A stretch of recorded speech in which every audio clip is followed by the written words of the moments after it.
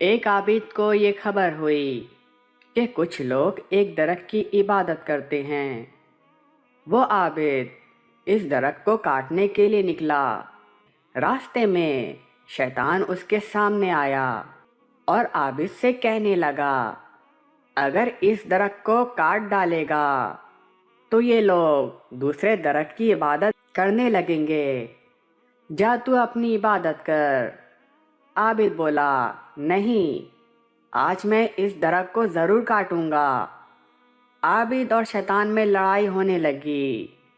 عابد نے شیطان کو پچھاڑ دیا تو شیطان نے مکاری سے کہا، جا تو فقیر آدمی ہے، اپنا کام کر، اپنی عبادت کر۔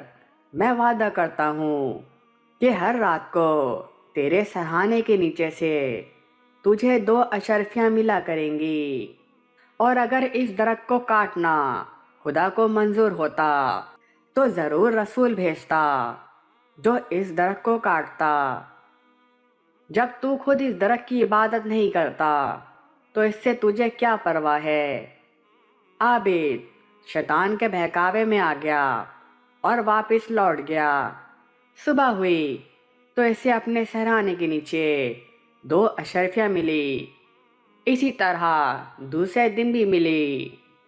تیسرے دن نہیں ملی تو عابد غصہ ہو کر درخت کو کاٹنے نکلا۔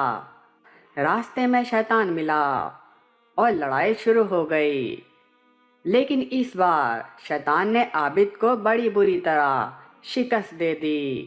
عابد شیطان سے کہنے لگا، اے مردود، کیا وجہ ہے کہ تو نے مجھے ہرا دیا؟ شیطان کہنے لگا، پہلے تو جب درخت کو کاٹنے آیا اس وقت تیرا غصہ خدا کے لیے تھا، لیکن آج تیرا غصہ 2 اشرفیوں کے لیے ہے۔